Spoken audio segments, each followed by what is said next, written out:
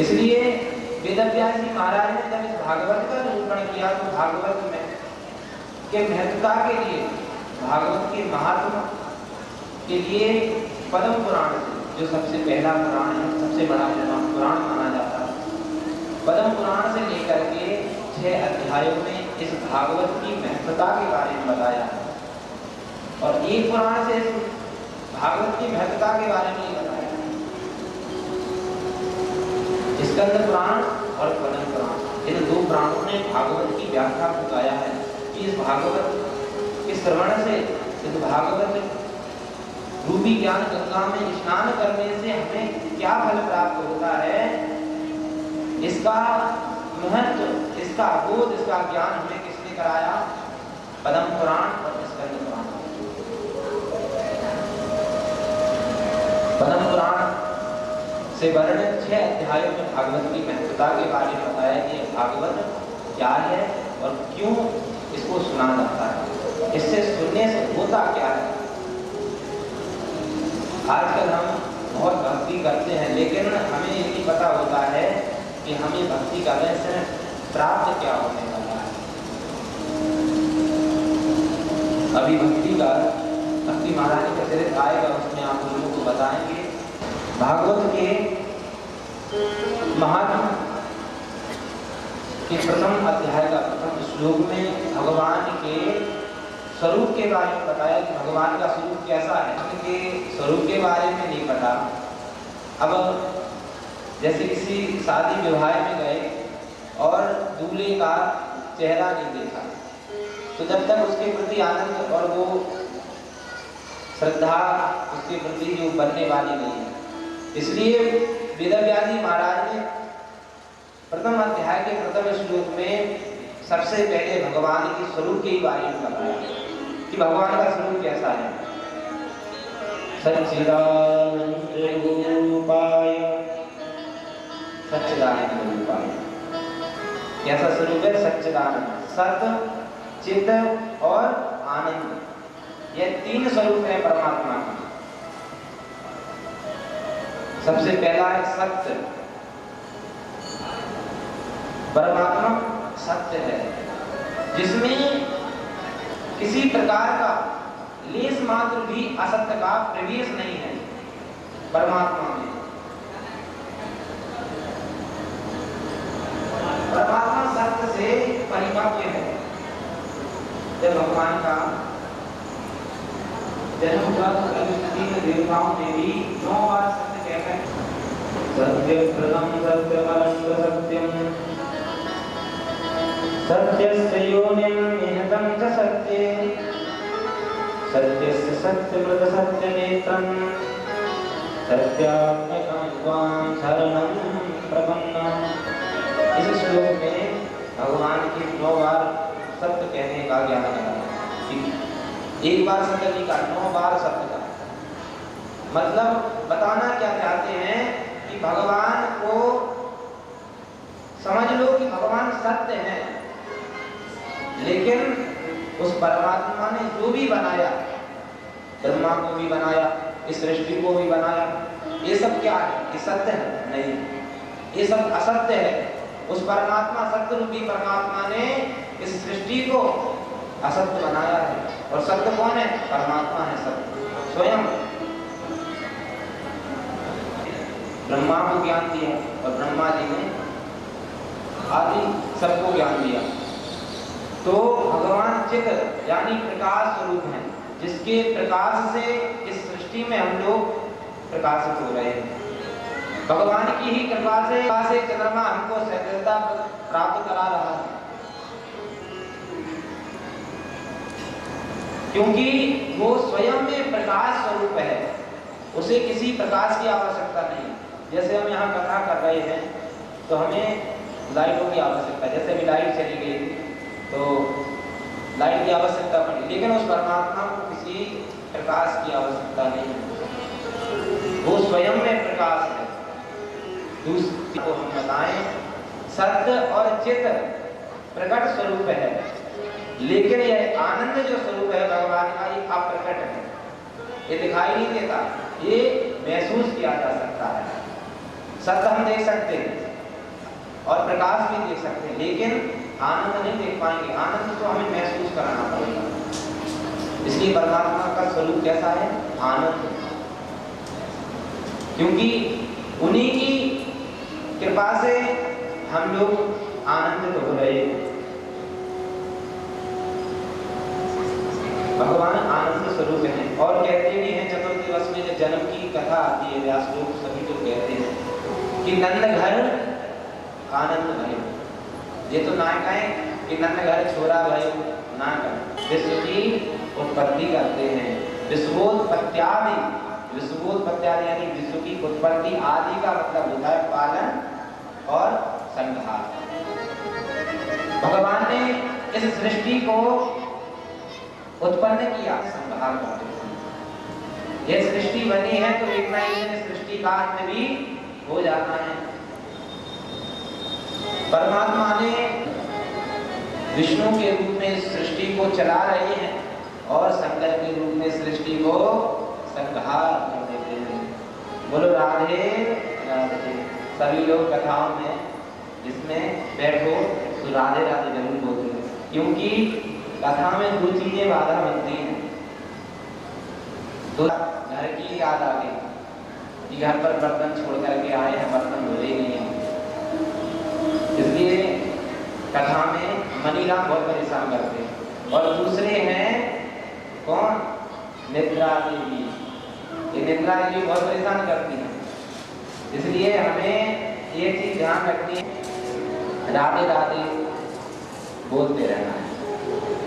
इससे क्या है, हमारा मन भी कहीं नहीं जाएगा और कथा में ही ध्यान रहेगा। बड़े चित्त से और बड़े ध्यान से सावधानी से कथा को श्रवण करना है 7 दिन तक, क्योंकि ये 7 दिन दोबारा मिले या ना मिले कुछ नहीं पता। भले ठीक है 7 दिन यहाँ कथा सुनेंगे फिर दूसरी जगह, लेकिन जो भगवान की कृपा है इस कृपा को छोड़ना बिल्कुल नहीं चाहिए। जहाँ भगवान की कथा सच बताएं आपको इतनी सरलता से और सहजता से प्राप्त नहीं होती है। हम सोचें कि हमें कथा सुननी है तो आपकी सामर्थ्य नहीं है कि आप कथा सुन लो। आप अगर यहाँ आए हो, यहाँ बैठे हो तो इसमें आपकी कोई महत्वता नहीं है। यहाँ अगर आपको बिठाया है तो किसने बिठाया? परमात्मा ने। आप अपनी मर्जी से यहाँ आकर के नहीं बैठे। हम सोचें कि कितने पाप हो जाते होंगे हम लोगों से, लेकिन भगवान की बड़ी देन है, बड़ी कृपा है जो आज इस क्रौंच नगर में इस भागवत की हमें प्राप्ति हो रही है। इसलिए भगवान की कृपा बरस रही है। उस कृपा को परमात्मा का अब जो कह रहा उसका स्वभाव क्या है? जैसे हम अभी इसको हम भगवान से क्या करने जा रहे हैं? विवाह करने जा रहे हैं। तो भगवान को हमें डर, इसलिए हम देख रहे हैं विनाशाय। भगवान का स्वभाव क्या है? तापत्रय विनाशाय, यानी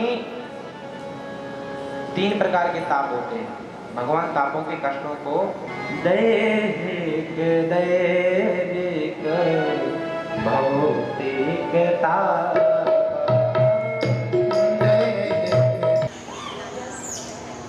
भगवान शिव पार्वती जी के विवाह का आनंद लिया और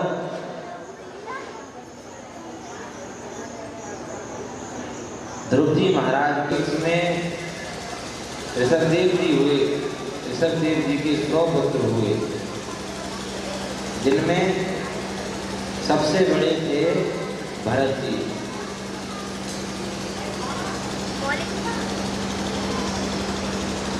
भरत जी महाराज बहुत बड़े आत्मज्ञानी थे, गायत्री के बहुत बड़े उपासक थे।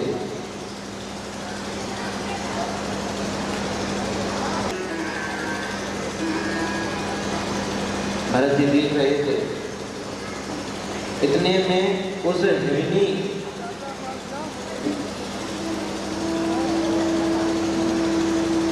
के ऊपर एक सिंह ने गर्जना करते हुए हमला कर दिया। वह हिरणी गर्भवती थी। सिंह से बचने के लिए उसने उस नदी उसमें छलांग लगा दी। और जैसे ही छलांग लगाई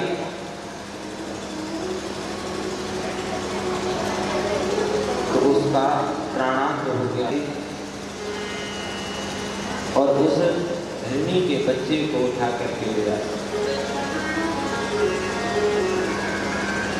देखिए भक्तों, हिरनी के बच्चे को उठा लाना अच्छी बात है, उसकी रक्षा करना अच्छी बात है, लेकिन उसमें आसक्त हो जाना ये गलत है। भरत जी महाराज जब उस हिरनी के बच्चे को ले आए तो उसमें आसक्त हो गए, भगवान का भजन छूट गया। भगवान की संध्या वंदन करते थे, आजकल की भी यही विडंबना है। आजकल लोग बाग इसने बस पशुओं से बहुत प्रेम करने लगे। देखिए प्रेम करना ठीक है, लेकिन ज्यादा आसक्त हो जाना गलत है। हमने देखा है कि बहुत से लोग बिल्ली पालते हैं, कुत्ता भी पालते हैं, लेकिन पालना अच्छी बात है, उसकी देखरेख करना अच्छा, लेकिन उसमें ज्यादा आसक्त होना गलत है।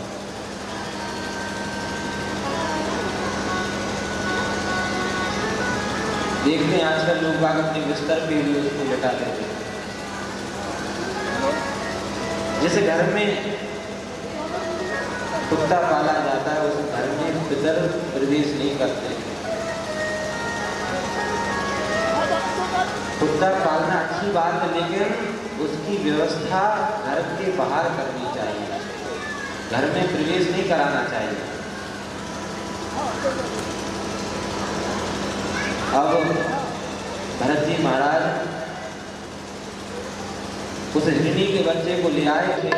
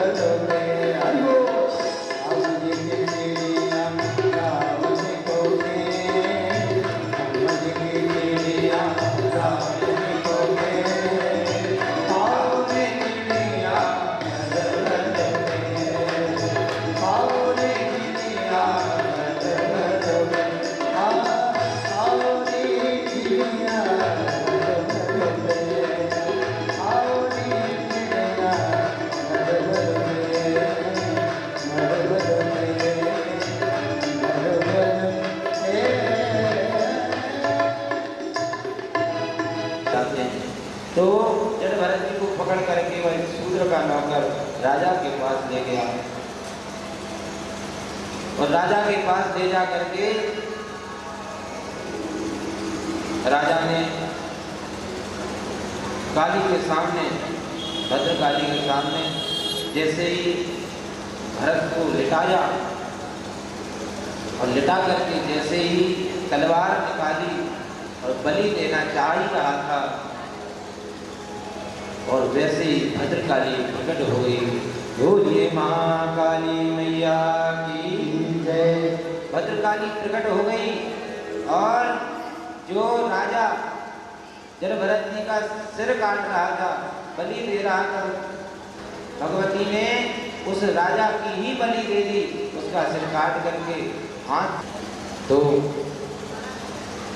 कहारों ने कहा महाराज आपने जो नया कहार लगाया है पता नहीं नीचे देख देख कर चलता है, इसी कारण से पालकी का संतुलन बिगड़ गया। तो रघुगण व्यंग वचन बोल करके बोला क्यों रे तुझे पालकी धोना नहीं आता? बोले महाराज ये तो नरक बड़े ही भयंकर है, इन नरकों से कैसे बचा जाए?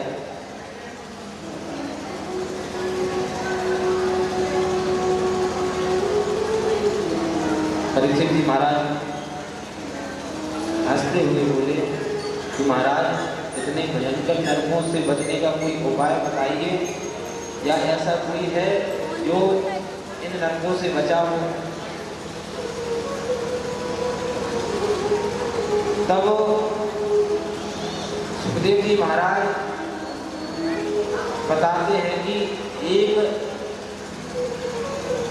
अजामिल नाम का ब्राह्मण अपने बेटे के नाम मात्र लेने से भगवान को प्राप्त हो गया, उसकी सदगति हुई केवल अपने पुत्र नारायण नाम लेने।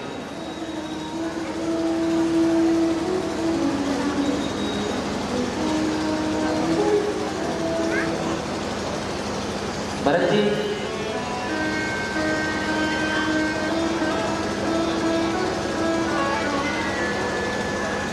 जो परीक्षित जी महाराज सुखदेव जी से पूछते हैं कि जिसने जीवन पर्यंत नाम ना लिया हो उसे भगवान का धाम जीवन में कभी नहीं मिलता, उसे इस 84 लाख दुनिया में ही भटकना पड़ता है।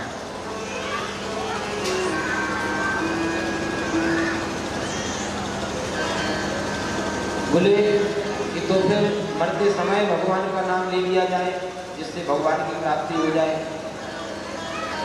सुखदेव जी महाराज ने कहा कि अगर जीवन पर्यंत भगवान का नाम नहीं लोगे तो मरते समय भी नाम निकलने वाला नहीं है। एक गुड़िया थी, गुड़िया के बच्चे कथा सुन करके आए और गुड़िया का प्राण निकल रहा था।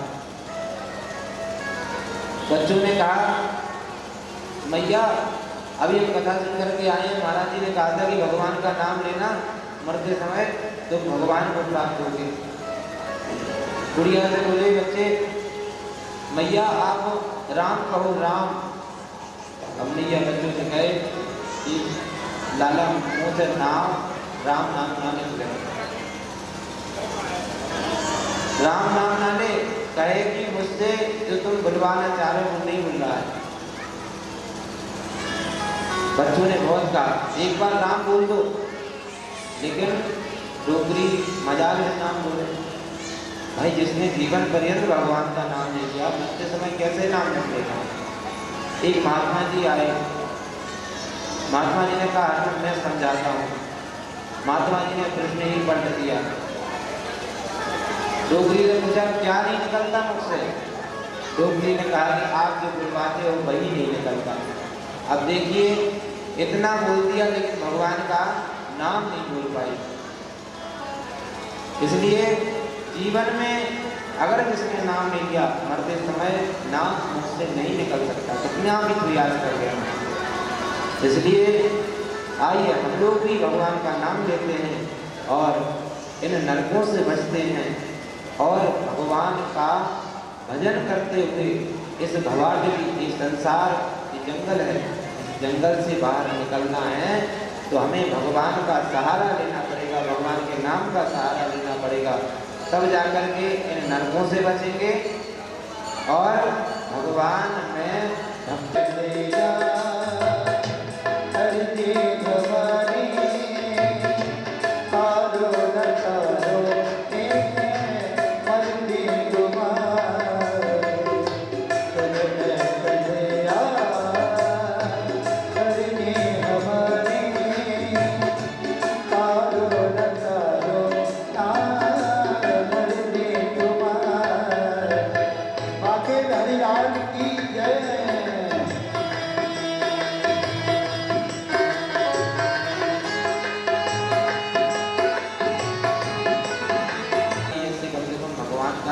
तो निकल जा रहे हैं। अब जो अजामिल ब्राह्मण है, एक अपने नारायण के प्रेम में जब भी कोई काम होता है तो नारायण को ही बुलाता कि नारायण यहाँ आओ, नारायण वहाँ आओ। एक दिन इसकी मृत्यु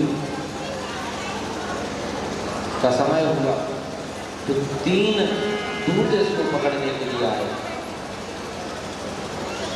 इसने 3 दूतों को देखा, बड़े भयानक, हाथ में कोड़े लिए हुए हैं। जब इसने दूतों को देखा तो घबरा गया और जोर से चिल्लाया, नारायण बचाओ। जब नारायण बचाओ ऐसा चिल्लाया तो भगवान के पार्षद दौड़े चले आए। पार्षद ने सुना कि कोई भगवान को पुकार रहा है तो पार्षद दौड़ करके आ गए और आते ही दूतों से पूछा कि कौन हो तुम? काले अंगूठे से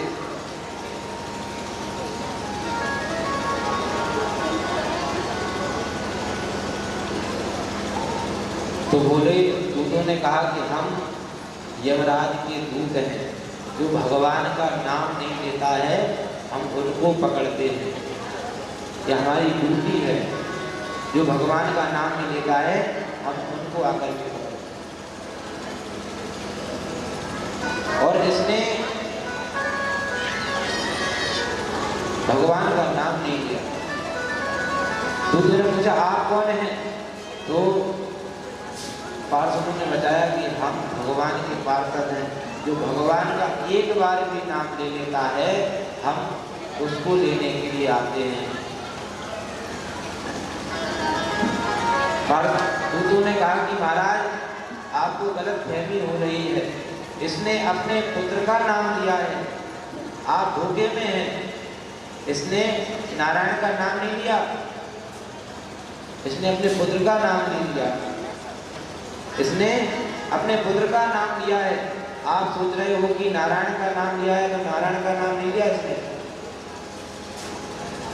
पार्षदों ने कहा एक बात बताओ, इसके पुत्र का नाम 4 साल पहले रखा गया और हमारे नारायण का नाम तो अनादि काल से है, तो नारायण नाम किसका हुआ?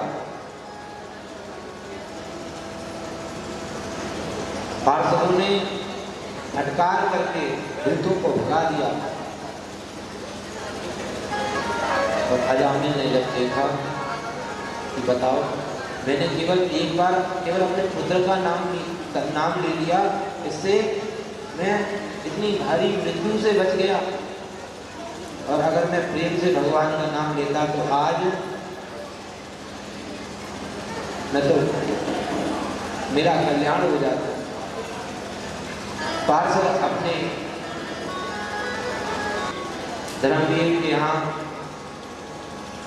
संत लोग आए भोजन करने के लिए, ब्राह्मण देवता सभी भोजन कराया। धर्मवीर ने कर्मवीर से कहा कि तुम कमरे में बंद रहना, क्योंकि तुम ना तो संतों का सम्मान करना जानते हो, पता नहीं क्या बोल दो जिससे ब्राह्मण दुष्ट होकर के संतुष्ट होकर के चले जाए, इसलिए तुम कमरे में बंद रहना। अब जो ब्राह्मण देवता भोजन खा रहे थे, जिस कमरे में कर्मवीर बंद था उस कमरे पे दृष्टि गई। बहुत देर से सोचे कि इस कमरे में कौन है, पंखा चल रहा है, लाइट चल रही है। जब सभी लोग चले गए तो ब्राह्मण देवता रुक गए। उन्होंने धर्मवीर से पूछा कि इस कमरे में कौन है? तो धर्मवीर ने बताया कि राधे राधे राधे राधे सीताराम सीताराम, मन में बराबर गुनगुनाते ही रहो और जीवन पर्यंत जिस प्रकार आप गुनगुनाते रहोगे तो अंत समय में अपने आप ऑटोमेटिक वो नाम निकल जाएगा। लेकिन हमें पहले उस चीज को व्यवहार में उतारना पड़ेगा, उस चीज को आदत में डालना पड़ेगा। हम एक दिन नाम लिए, पता चला 10 दिन नाम ही नहीं लिए, तो उसका मतलब नहीं है। इसलिए भगवान का नाम खूब लेना चाहिए। यमदूतों ने यमराज से कहा कि महाराज अब आप ये बताइए कि हम किसको पकड़ करके लाएं? तो यमराज ने बताया कि जो भगवान का नाम ना ले, जो भगवान का स्मरण ना करे, भगवान की पूजा ना करे, ऐसे लोगों को तुम मेरे पास पकड़ के लाना। इसलिए हमेशा भगवान का नाम लेना चाहिए। अब सुखदेव जी से परीक्षित जी ने एक प्रश्न और कर दिया कि महाराज, हमने सुना है कि भगवान दैत्यों के साथ ही विरोधाभास रखते हैं, दैत्यों को ही क्यों मारते हैं? कभी किसी दैत्य को तारा है? तब भगवान सुखदेव जी महाराज कहते हैं कि हाँ, ऐसे ही दैत्य वंश में दो लोग हुए। कौन कौन? एक तो प्रहलाद जी दैत्य वंश में हुए हैं और एक बलि महाराज जो दैत्य वंश में हुए, और ये दोनों भगवान के परम भक्त हुए। सुखदेव जी महाराज ने कहा कि जो प्रहलाद जी का पिता हिरण्यकशिपु था, ये भगवान से बहुत विरोध रखता था, भगवान से बहुत दुश्मनी मानता था, क्योंकि हिरण्यकशिपु का भाई जो हिरण्याक्ष था, हिरण्याक्ष को भगवान ने बराह रूप धारण करके वध कर दिया था। इसलिए तभी से ये हिरण्यकशिपु भगवान से बैर रखने लगा, भगवान से विरोध करने लगा। एक दिन हिरण्यकशिपु ब्रह्मा जी की आराधना करने, तपस्या करने के लिए गया।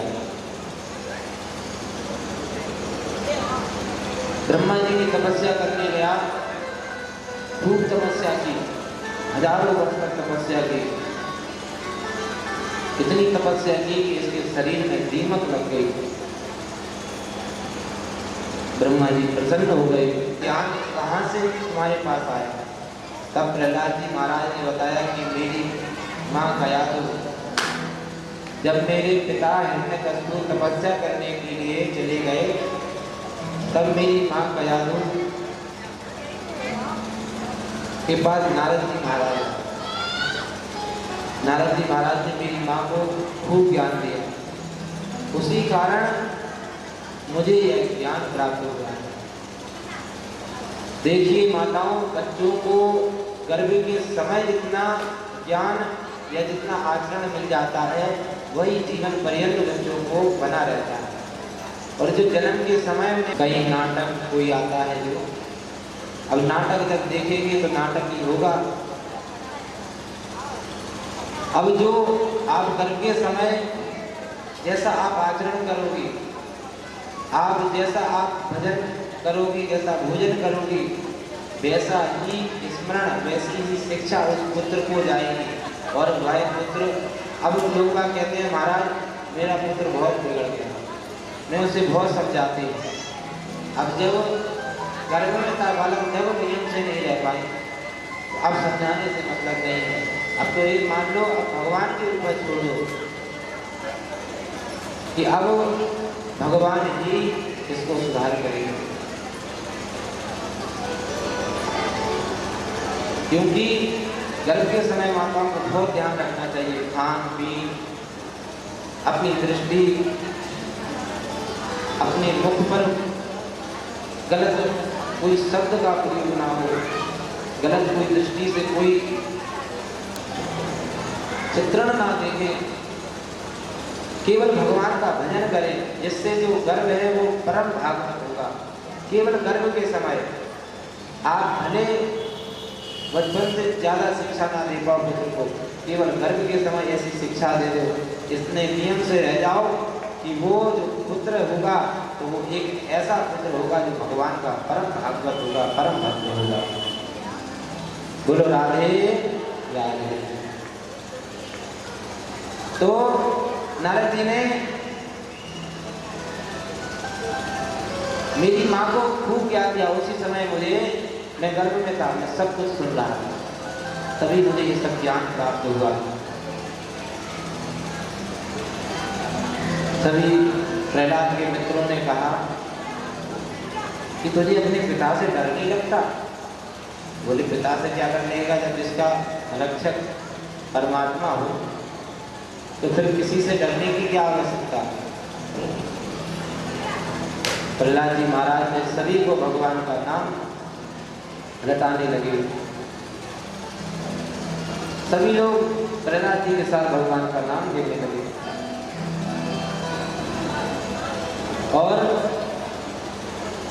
जिसको भी प्रहलाद जी छोड़े वही भगवान का नाम लेने लगे। अब इतने में ही गुरुजी आ गए। गुरुजी कहीं गए हुए थे, गुरुजी जैसे ही आए, गुरुजी ने देखा कि प्रहलाद ने तो सभी बच्चों को भगवान का भजन करा रहा है तो, और एक गलती से अगर हिरण्यकशिपु ने देख लिया तो मेरा विद्यालय ही बंद करा देगा और पता नहीं क्या होगा। संत अमर घबराए, बच्चों को रोका, डांटा, बोला ये सब नाम बंद करो भगवान का। गलती से प्रहलाद के पिता हिरण्यकशिपु ने सुन लिया तो आफत मच जाएगी। संत अमर ने भगवान का नाम बंद करा दिया, सभी बच्चे शांत हो गए। अब एक दिन हिरण्यकशिपु पुनः प्रहलाद जी के पास आया और प्रहलाद जी से पूछा कि अब बताओ तुमने अभी तक कितनी बातें सीखी। तो प्रहलाद जी महाराज ने बताया, महाराज पिताजी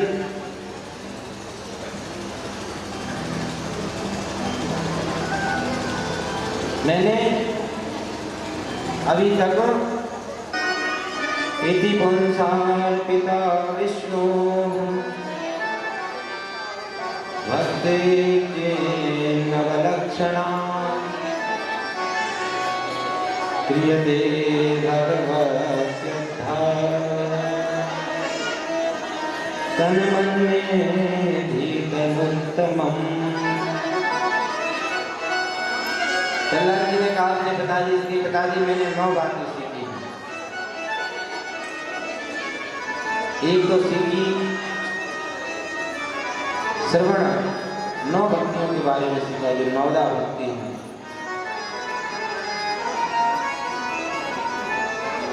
श्रवण भक्ति, कीर्तन भक्ति, स्मरण भक्ति, 9 भक्तियों के बारे में मैंने पिताजी सीखा।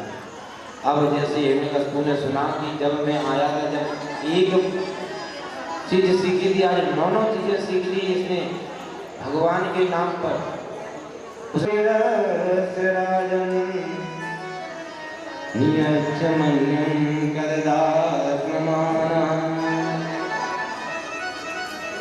संत अमर बोले, महाराज हम पर आप नाराज मत होइए, हम तो इतना जानते हैं कि इसकी स्वाभाविक मति जो है बचपन से हो गई है। इसने बचपन से जो भी सीखा है इसकी जन्मजात सिद्धि है।